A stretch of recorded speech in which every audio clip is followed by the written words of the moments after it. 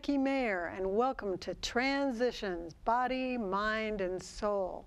Transitions, we all have transitions. I like to think of the metaphor of triathlons. That's something that I do. And when you're in a triathlon, first you do the swim, and then you get to the transition area, and then you change again and get on the bicycle, whole different feel.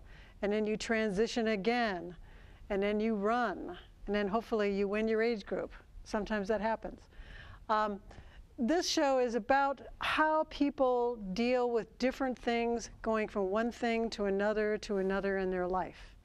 And we all have it, and there's some fascinating people in our town of Nashville. And today, I want to introduce John Guider, who is an author, photographer, adventurer. He has amazing images that we're going to explore and an amazing life. And he's a prime example of someone totally changing their life and still stretching, going for things that they're uncomfortable with. And it's really an amazing story. So, John, welcome to Transitions. Thank you. I appreciate it. Yeah. I wanted you to explain your history, being initially a commercial photographer. Of course, Yes. You're an author and you're an adventurer, but tell us the very beginning, even from childhood, where you had a bent to be artistic and what things the teachers were saying about you you should do or shouldn't do and you ignored or listened to. Sure. Yeah, I had always had an interest in art. Pretty much day one, as far back as my brain will take me. But I do remember my parents giving me these child history books, and they were biographies of all the famous people, and they were generals and presidents and explorers and artists like Michelangelo, and of all of that group, I kind of started identifying with the artists, and I lived a somewhat private life, just a bit isolated from being in a small town. Where was that? That was in Bethlehem, Pennsylvania. Pennsylvania, okay. And I had a lot of allergy problems. I had terrible asthma. And so there was a lot of times where I was just confined to a bed and left to my own thoughts. And I think the drawing and the need to express myself sort of grew out of that. And throughout school, I really wanted to be an artist. And growing up in the steel town of Bethlehem, Pennsylvania, that was not a practical life solution. And my father wanted me to have a practical degree, which in retrospect I appreciate. But and he knew my bent towards art that was so strong, he actually had my school take me out of art class. He took you out of art class? Because they said that it was interfering with my studies. Interfering, and that was your passion. That Well, was your yeah, but just like anything, sometimes when you're denied something, it just makes you want to do it more. Mm-hmm. And I ended up, I had a dyslexia problem, and it made it sort of difficult to write, and so my bent went into the sciences, and it was coherent enough for me to grow and interesting enough. So when I went to college, I majored in engineering. Engineering. And I graduated with an engineering degree from Vanderbilt. So that's how you got from Ohio to Nashville? Pennsylvania, Bethlehem. Oh, that's all right. Sorry. And my sister lived in Dallas, and she was 4 years older. And when she went to school in Dallas, so Christmas times we would drive down there, and Nashville was a halfway point. And one particular snowy day, when I was a senior, we stopped at the Anchor Motel, which is used to be on West End, right next to Vanderbilt. And we woke up, and my father said, "I hear Vanderbilt's a pretty good school. Why don't you go see what you can do?" So he took me to Kirkland Towers and dropped me off. Huh. And I had to go into the admissions. And it was interesting because of the snow, they had a lot of cancellations. So I did get an interview, and it went so well that at the end of the half hour, the person who was interviewing me said, "We'll see you here next year." Whoa, that was amazing. It was. And so I applied to a few other schools and, you know, did what you're supposed to do when you're a senior, and Vanderbilt did accept me. So I came here in '67, and I liked Nashville. I liked the fact that it was a little more friendly than upstate Pennsylvania, but it was also accessible to nature.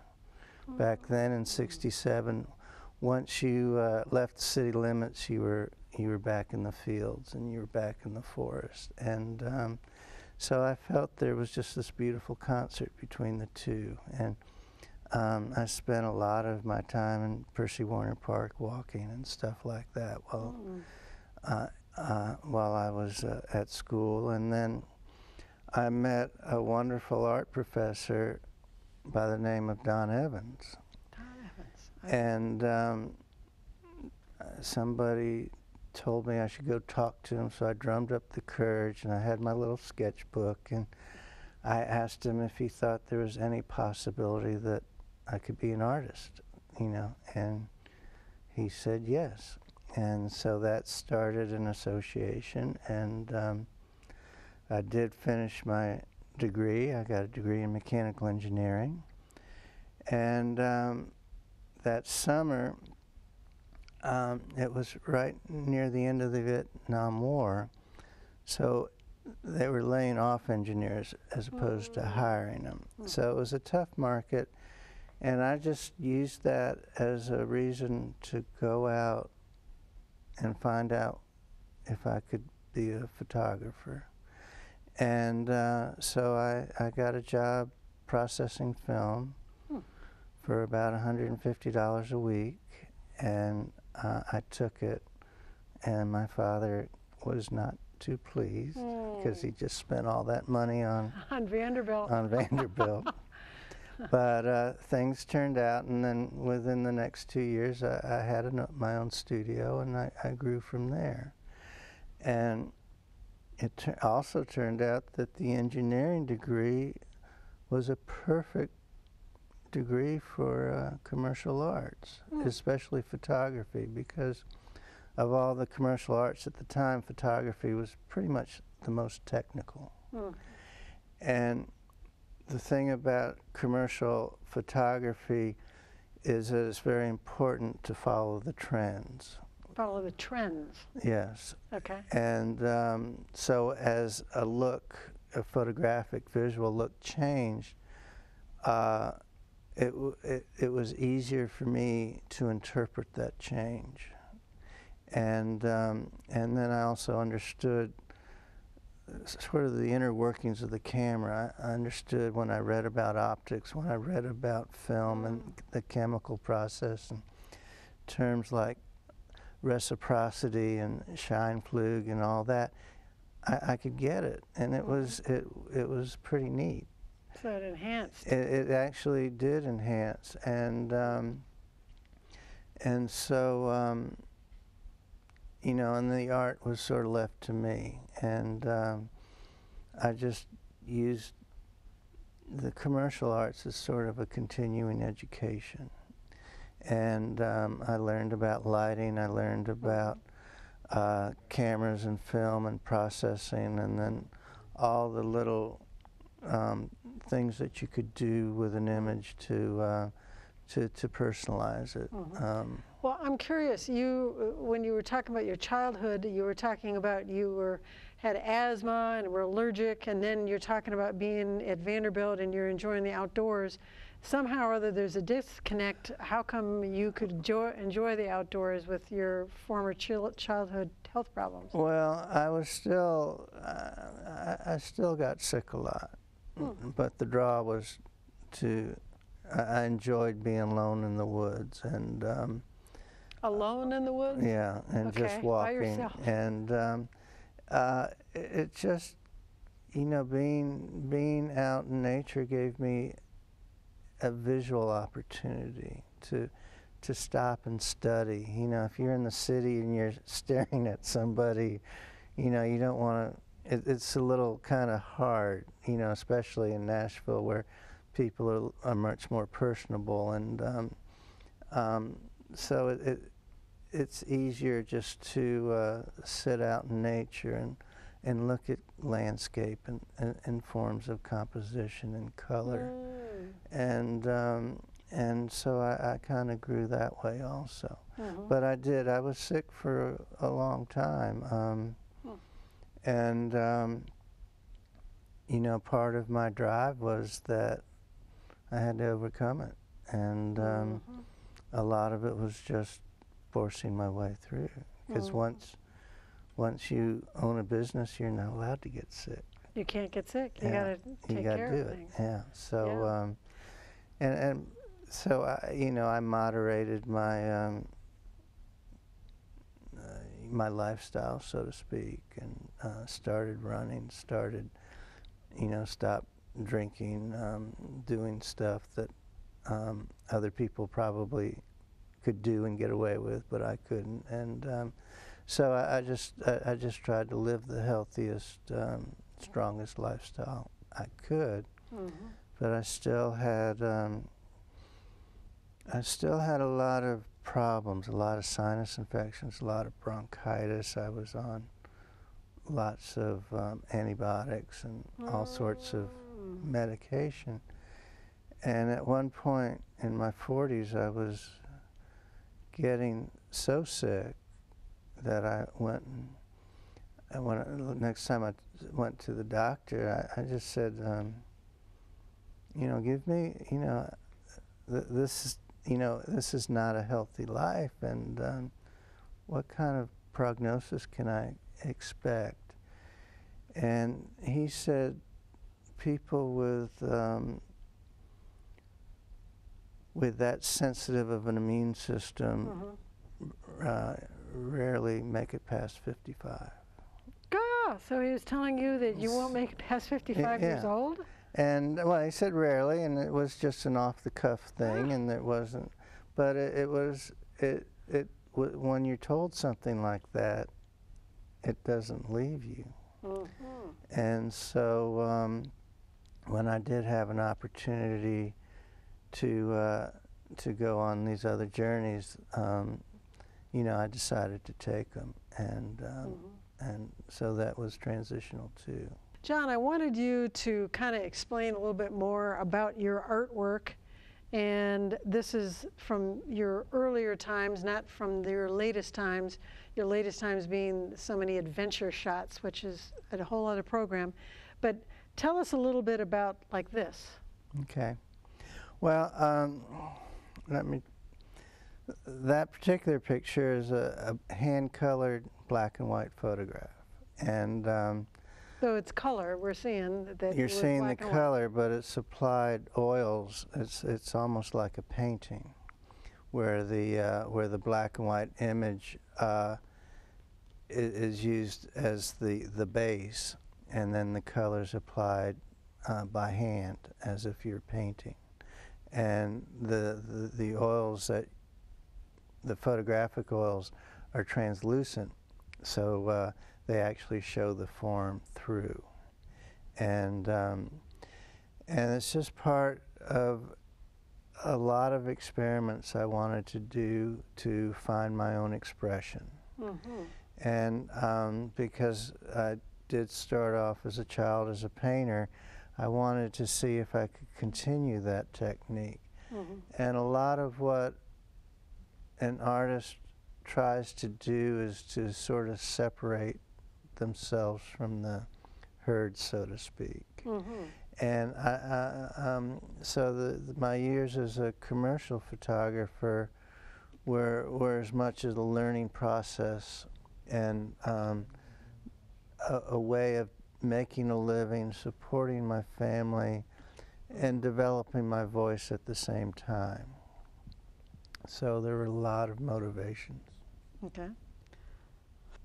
That was in Florence in the Uffizi, and you know, being a commercial photographer, it allowed me some income to travel. I had some expendable income. I could travel with my family. Traveling is a passion of mine. We went all to Europe and around and out west and many, many places. The journeys were quick, and the images that I were able to shoot were more in the snapshot range. So here again, I would try to add color. I would try to individualize the images and pick the ones that spoke to me at the same time. And basically, you're like, well, something like this. Right. And that's just to add expression to something that already exists. And there I was actually laying emulsion, liquid emulsion down on regular watercolor paper. Okay. And then creating a print and then coloring over it.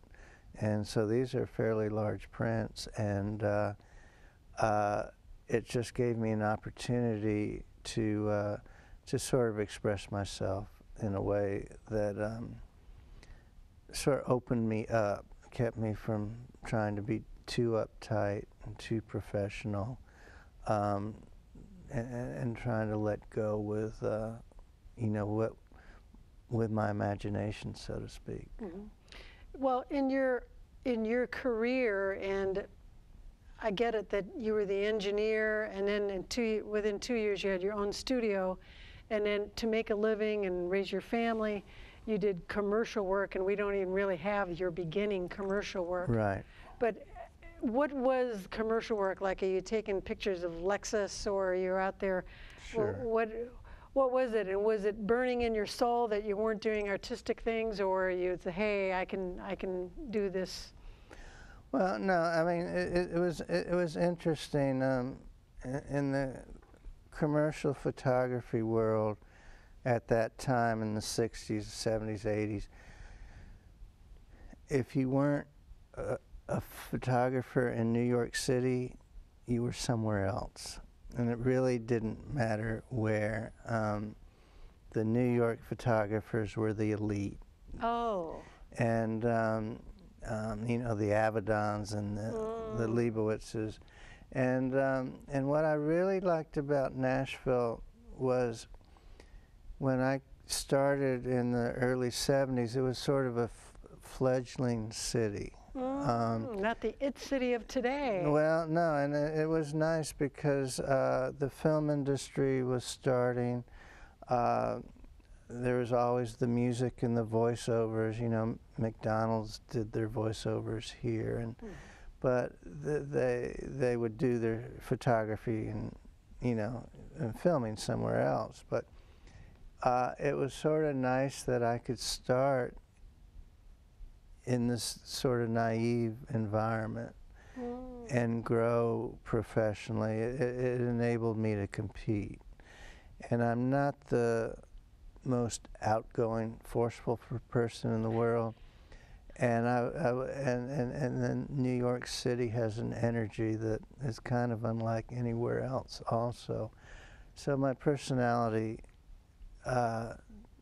was permissible here, where it may not have been in New York, especially, you know, like we talked about having some health issues as well.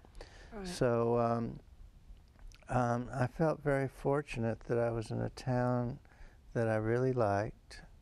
The people were genuine, and